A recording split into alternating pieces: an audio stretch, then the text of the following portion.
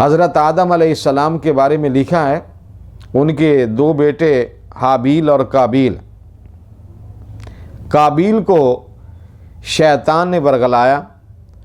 اور قابیل کو شیطان نے کہا تو اپنے بھائی کو قتل کر دے،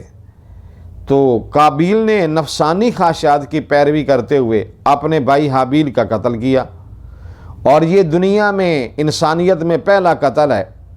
اور قیامت تک اب جتنے بھی ناحق اور ناجائز قتل ہوں گے وہ سب اسی قابیل کے کھاتے میں جائیں گے، سب کی سزا اس کو ملے گی۔ جب قابیل نے اپنے بھائی حابیل کو قتل کیا، آدم علیہ السلام کو پتہ چلا، بڑے افسردہ ہوئے، اللہ تعالیٰ کی بارگاہ میں التجا کی، مولا یہ کیا ہو گیا؟ اللہ تعالیٰ نے فرمایا، آدم میں نے زمین تیرے قبضے میں کر دی ہے، تو جو اس کو حکم دے گا وہ تیرا حکم مانے گی۔ آدم علیہ السلام نے زمین کو حکم دیا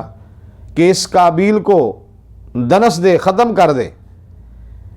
قابیل کے لیے جب آدم علیہ السلام نے یہ اللہ تعالیٰ کی بارگاہ میں التجا کر کے زمین کو حکم دیا، تو قابیل جو پہلا قاتل ہے دنیا میں انسانیت کا، اس نے زمین کے اندر دھنسنا شروع کیا۔ جب اس نے دیکھا کہ میں تو زمین کے اندر جا رہا ہوں،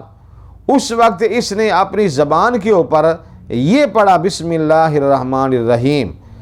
تو جیسے ہی یہ کلمات اس کی زبان کے اوپر جاری ہوئے، زمین کو اللہ نے حکم دے دیا اب اس کو چھوڑ دے، چونکہ اس نے میرا نام لیا ہے، میرے وصف کو بیان کیا ہے، مجھے رحمان کہا ہے، مجھے رحیم کہا ہے، اب یہ نہیں ہو سکتا کہ اس کو زمین میں دنسا دیا جائے۔ علماء نے اتنی پیاری بات یہاں لکھی ہے کہ جو اتنا بڑا